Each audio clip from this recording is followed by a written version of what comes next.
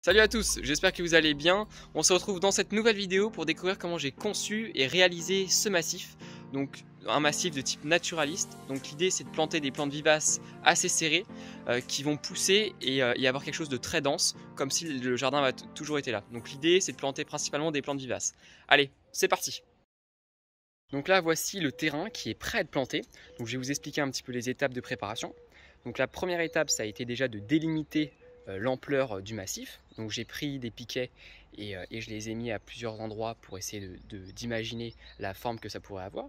Donc déjà première étape, délimiter la forme. Deuxième étape, retourner la terre. Donc on prend la bêche, on retourne le sol de façon à mettre la pelouse à l'envers. On laisse ça pendant 2 semaines. Au bout de 2 semaines, on vient avec un râteau, on égalise le terrain, on comble les creux, etc. Pendant ces 2 semaines, ce que j'ai fait, c'est que j'ai réfléchi à comment aménager ce massif, quel choix de plantes, j'ai élaboré un plan masse. Donc tout à l'heure, nous allons aller devant l'ordinateur et je vais vous expliquer un petit peu comment j'ai conçu ce massif. Troisième étape, ça a été ensuite de positionner les traverses en chaîne. Donc les traverses en chaîne, je les ai découpées à 65 cm. Et j'ai mis un anthrax de 62 cm. Ce qu'il faut savoir, c'est que le pas moyen, il est compris entre 0,60 et 0,65. Donc ça, c'est le pas moyen. Donc moi, j'ai choisi de couper la poire en deux et de faire un anthrax entre chaque traverse de 62 cm. Donc pour ça, je me suis fait une petite cale qui permet de venir reproduire l'espacement entre chaque traverse. Comme ça, c'est très simple pour moi de positionner les traverses en chaîne. Donc là, dans la vidéo qui suit, vous allez voir comment j'ai fait pour les positionner. Donc pour une explication simple et rapide, j'ai creusé sur 15 cm de profondeur, parce que mes traverses font 10 cm d'épaisseur. Et en dessous, j'ai mis 5 cm d'un mélange de gravier et de sable, de façon à avoir une bonne assise. Et bien sûr, il faut bien damer le sable et les graviers pour avoir toujours cette bonne assise.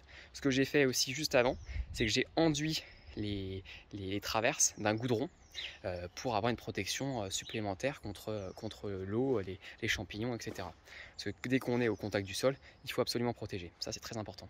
Donc la quatrième étape, l'objectif, c'est de reproduire son plan de plantation en réalité. Donc ce que j'ai fait, c'est que j'ai tendu des cordeaux à 1 mètre de distance. Donc comme ça me fait une maille carrée d'1 mètre par 1 mètre. Sur mon plan de plantation, j'ai tracé la même maille carrée. Donc là, on la voit avec des traits roses. Et ensuite, on voit mes patates. En fait, dans chaque patate, il y a une plante différente. Donc, en m'appuyant sur cette maille carrée et celle qui est sur le terrain, j'ai pu dessiner mes formes à l'aide d'une bombe de couleur. Donc là, le terrain est prêt. Il n'y reste plus qu'à recevoir les végétaux et planter. Nous allons voir ça juste après. Nous venons d'aborder la partie préparation du terrain. Désormais, je vais vous parler de la partie conception. Donc, dans un premier temps, j'ai pris mon petit drone afin de faire une photo aérienne qui est ici, où on voit les cordeaux. Donc là, j'ai pris cette image que j'ai mis à l'échelle sur le logiciel AutoCAD. J'ai fait tous les tracés des cordeaux.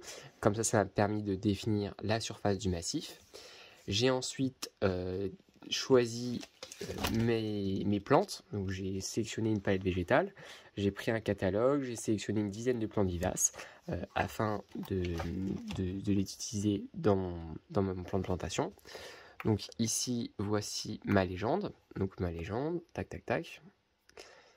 J'ai fait un plan de plantation, donc je vais traiter par masse. Donc ici, dans chaque masse correspond à une plante bien précise. Donc là, l'avantage de ce logiciel, le logiciel AutoCAD, c'est que je clique sur une surface et on me donne la surface. Donc ici, ça fait 2 mètres carrés. On va tester avec une autre. Par exemple, là, celle-ci, elle fait 1,4 mètres carrés. Donc ça, c'est très pratique après pour commander ces végétaux. Donc là, j'ai fait ça, j'ai passer ma commande auprès de la pépinière. Et puis pour me faciliter la vie, ce que j'ai fait ensuite, c'est que j'ai tendu sur le terrain, j'ai tendu, comme vous avez pu le voir juste avant, des cordeaux, faire une maille carrée d'1 mètre par 1 mètre. J'ai repris une photo avec le drone, j'ai superposé ça avec mon compte plantation et donc j'ai ensuite imprimé ce document-là et j'ai pu tracer mes surfaces, mes plantes. Donc ça a vraiment été simple pour moi. Bon, alors maintenant on va passer, on était sur de la théorie, maintenant on va passer à la pratique et on enchaîne tout de suite avec la réception des végétaux. Allez, go!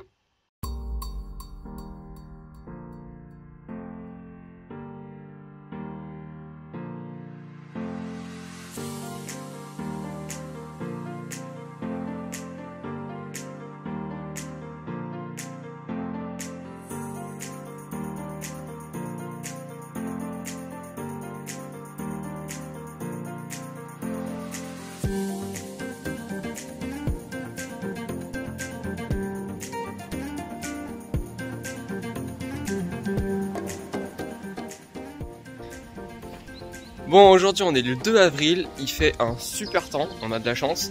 J'ai reçu tous les végétaux, donc de la pépinière Valdière. Donc là je les ai mis à côté du massif. Là ce que je vais faire, c'est que je vais prendre mon petit plan de plantation avec la légende au cas où j'oublie. Mon petit plan de plantation, je positionne tous mes végétaux et une fois que ça me convient, tac, je plante. Donc on va voir ça tout de suite. Allez, c'est parti.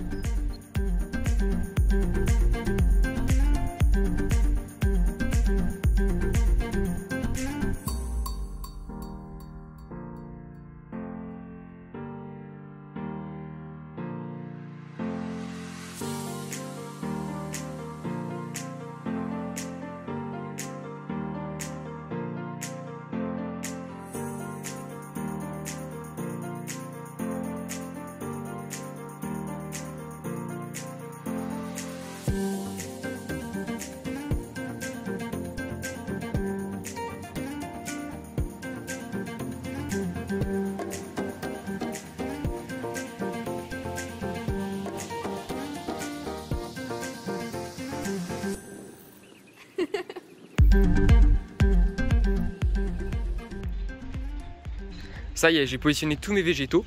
Donc moi, j'ai fait le choix de planter assez serré pour avoir un rendu assez sympa dès la première année. Donc en fait, les graminées, je les ai commandées en conteneur d'1 litre ou 2, histoire que les graminées tiennent un peu le massif. Et après, pour les autres vivaces, je les ai commandées en godet de 9. Donc ça, c'est le plus répandu. Donc après, on ne se rend pas compte, mais par exemple, cette petite plante qui s'appelle l'échinops, elle va faire 80 cm de haut par 60 cm de large. Donc vous voyez bien que là pour l'instant les plantes elles sont un petit peu ridicules, mais dans quelques mois elles vont occuper l'intégralité de la surface et ça va même être trop serré. Donc là moi je veux quand même qu'il y ait un rendu assez sympa de la première année, donc j'ai fait ce choix de planter assez serré. Donc voilà, donc après ce qu'il faut savoir c'est que les graminées elles poussent relativement rapidement, les graminées, les vivaces. C'est des plantes à la fin de la saison, elles vont occuper déjà une place assez importante et le massif il sera assez sympa. Après les arbustes ça a une croissance plus lente, donc ça sera à partir de l'année prochaine qu'on aura un rendu sympa, qui commenceront à prendre des belles formes. Mais au niveau des graminées ça c'est le top parce que les graminées, les vivaces ça pousse très vite et on va avoir un rendu sympa assez rapidement. Bon, et ben moi je vais attaquer mes plantations. Juste ce que j'ai fait aussi, c'est entre les traverses en chaîne, j'ai positionné des plants de couvre-sol. Donc j'ai choisi de l'élexine, de la sagine, du gazon d'Espagne et des sédums pour faire un petit tapis comme ça végétal entre les traverses en chaîne pour occuper l'espace. Bon allez, c'est parti, moi j'attaque. Je vais commencer avec la plantation des gros sujets. On commence toujours par les gros sujets. Donc je vais commencer par les arbustes et puis après j'attaquerai la plantation des vivaces.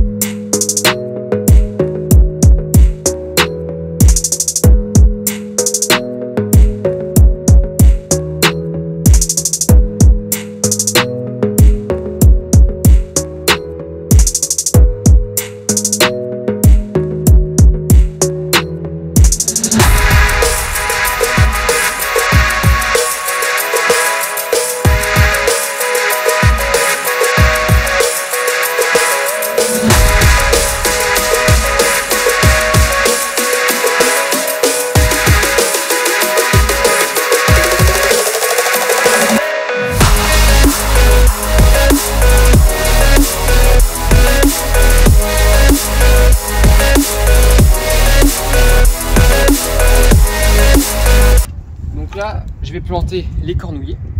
Donc si vous voulez, je vais vous donner un petit conseil pour savoir de quoi est composée votre terre. Donc ce que vous allez faire, c'est que vous prenez un échantillon de terre et on va faire le test du boudin. Donc je prends un échantillon que je mouille légèrement dans l'eau. Voilà, je mouille l'élément. Je retire les éléments grossiers, donc là les racines. Et j'essaye de faire un boudin. Donc là, en faisant ce boudin, je peux déjà voir si mon sol a une tendance à être sableux. Donc si en malaxant, je sens des petits éléments de sable, c'est qu'il va y avoir une présence de sable, de gravier, etc. Donc là, je vais faire un boudin. Voilà, je fais mon boudin. Et si mon boudin se tient, donc là on voit que le boudin se tient sans souci. Oh. Gros fail. Bon, petit fail, on recommence. Alors, le boudin, bon, là, il se tient. Donc s'il se tient, c'est qu'il y a une tendance à être argileux. Enfin, le sol a tendance à être argileux. Si maintenant, je peux faire un anneau, tac. Si je peux faire un anneau comme ça, c'est qu'il y a plus de 30% d'argile dans le sol. Et donc là, moi, en sentant la texture, je sens que la terre est quand même assez soyeuse. C'est assez agréable de le toucher. Donc qu'il y a une présence de limon. Donc moi, j'ai une terre qui est limono-argileuse. Et si vous, pour le coup, quand vous touchez, vous sentez des éléments grossiers, du sable, c'est que votre sol va plutôt avoir tendance à être sableux. Donc moi ici, terre argilo-limoneuse. Donc là, on vient de voir ensemble que mon sol a une tendance à être argilo-limoneux. Donc ça, c'est très important de bien connaître son sol. Parce qu'en fonction de notre sol, on va choisir les bons végétaux qui sont appropriés à notre sol. Donc moi ici, je suis en Seine-et-Marne, en Île-de-France. Donc le sol en Île-de-France, il a une tendance à être basique. Donc il y a une tendance à être à un pH au-dessus de 7. Et donc il faut que je choisisse des végétaux qui sont adaptés. Donc moi, quand j'ai conçu un petit peu, j'ai cherché des plantes adaptées à un pH basique. Donc voilà, c'est vraiment le sol, c'est la base, c'est ce qu'il faut comprendre, il faut bien le comprendre pour après pouvoir planter les plantes qui vont bien. Donc là, c'est quelque chose qui est très simple. Je vous résume ça assez rapidement, mais la science du sol, c'est extrêmement complexe. Mais au moins, ça permet d'avoir une base, parce que le pH, voilà, c'est un élément qui est quand même très important à prendre en compte. Bon, je retourne à ma plantation, moi. Il y a encore du boulot. Tac. Là, ce qui est important, c'est d'avoir bien imprégné la motte dans l'eau. Là, on voit qu'elle est bien humide. Comme ça, pour la plantation, c'est plus facile. Le végétal va reprendre plus facilement. L'idéal, c'est de faire baigner les godets dans de l'eau pendant 5 minutes, histoire que la motte se gonfle bien. Donc là, un petit peu de terreau pour aider à la reprise. Tac. On plante. Hein. Après, évidemment, il y aura un paillage qui viendra par-dessus. Mais là, ce qui est pratique, c'est que moi, j'ai bien préparé mon sol en amont. Donc comme ça, dès qu'on l'a préparé, c'est quand même plus simple après. Mais il reste toujours quelques morceaux de pelouse, on peut mettre de côté ou alors émietter comme ça dans le sol. Voilà. Mais une bonne préparation du sol, ça aide quand même pas mal à la plantation. Tac.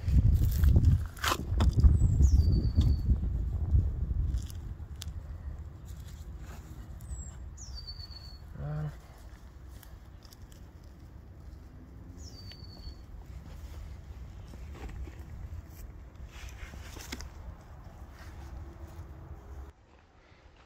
Donc ça y est, j'ai terminé les plantations. Il va juste me rester quelques plantes à mettre, donc notamment 5-6 plantes ici et 5-6 plantes là-bas. Je les ai commandées, je vais les recevoir la semaine prochaine. Donc là, je mets le paillage en miscanthus. Donc le miscanthus, c'est ça. Donc je le mets sur une épaisseur de 4 cm à peu près. Et donc le miscanthus, en fait, c'est une graminée, un petit peu comme celle-là. L'avantage, c'est que ça pousse très rapidement. On la coupe et on l'utilise comme paillage. On l'utilise aussi, j'ai appris qu'on l'utilisait également comme combustible. En fait, on fait des bûches compressées. Tout ça, on le compresse, on en fait des bûches. Et apparemment, c'est un meilleur rendement que le chêne. Donc voilà, c'est un matériau d'avenir. Et je pense qu'on doit également l'utiliser en isolation. Parce que l'avantage, c'est comme c'est creux, il y a de l'air. Et quand il y a de l'air, c'est isolant. Donc je pense qu'on doit également l'utiliser comme isolant. Donc un matériau d'avenir. Donc là voilà, je termine le paillage, je vais pailler toute la surface. Et puis à la fin, la touche finale, ça sera les petites couvre-sols. Parce que sinon, si je les mets tout de suite, je vais abîmer, je vais trop les piétiner. Donc je mettrai les couvre-sols au milieu. Et puis à la toute fin, je mettrai la ganivelle en châtaignier, tout au fond, pour éviter que les ballons du foot ne viennent dans le massif. Donc voilà, ça avance plutôt bien.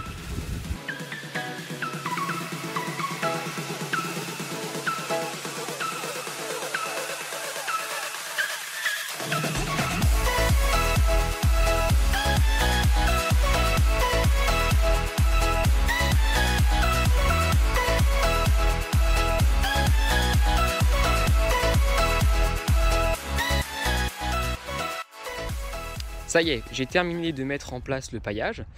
Donc concrètement, à quoi il va nous servir le paillage? Le paillage, il va servir à maintenir l'humidité l'été, comme ça on va moins arroser.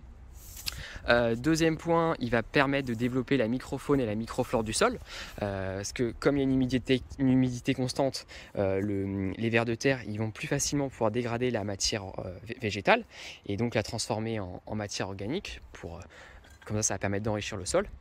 Ça va également éviter le développement de mauvaises herbes, d'adventices, et ça va également avoir un rôle esthétique. C'est parti pour un bon arrosage. Alors ça c'est très important, surtout il faut bien arroser. Là demain je vais poser les ganivelles en châtaignier, donc ça pour vous c'est dans la vidéo qui suit. Ensuite la semaine prochaine je vais mettre les végétaux manquants. Il manque à peu près une dizaine de plants. Et puis demain, je vais mettre aussi les capes pour la tondeuse tout autour du massif. Comme ça sera fait. Et puis après, il n'y a plus qu'à pousser. Hein.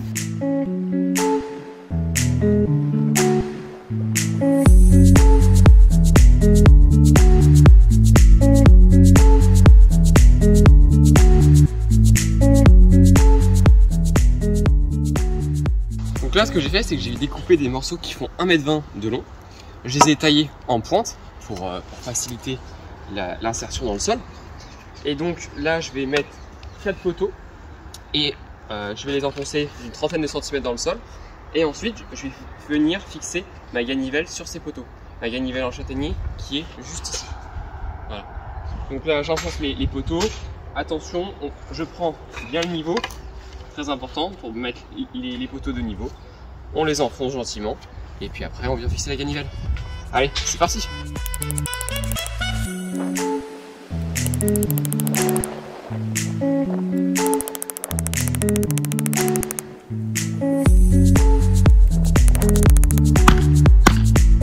Là, je suis à combien? 90, c'est parfait. C'est parti pour le prochain.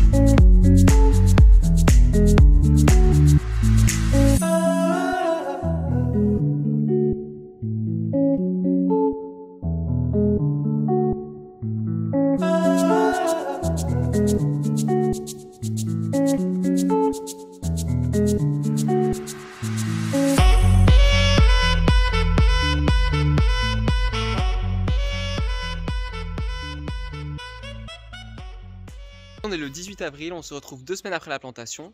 Donc là, les plantes commencent gentiment à s'installer. On est au début du printemps, donc elles vont commencer à bien pousser. Il faut surtout ne pas oublier de les arroser régulièrement. Donc là, l'avantage des plantes vivaces, c'est qu'elles vont avoir une croissance assez rapide. Déjà à la fin de la saison, on va avoir un rendu qui va être assez sympa. Donc surtout, abonnez-vous à mon compte Instagram, Créateo, le lien est en description. Comme ça, vous verrez sur mon fil d'actualité les publications du massif et donc vous verrez l'évolution. Voilà. Même en story, je publie régulièrement des petites vidéos pour vous expliquer un petit peu l'entretien, etc. Bon, j'espère en tout cas que cette vidéo vous aura plu. N'hésitez pas à vous abonner, à mettre des commentaires et puis lâcher un petit like. Allez, à bientôt, salut!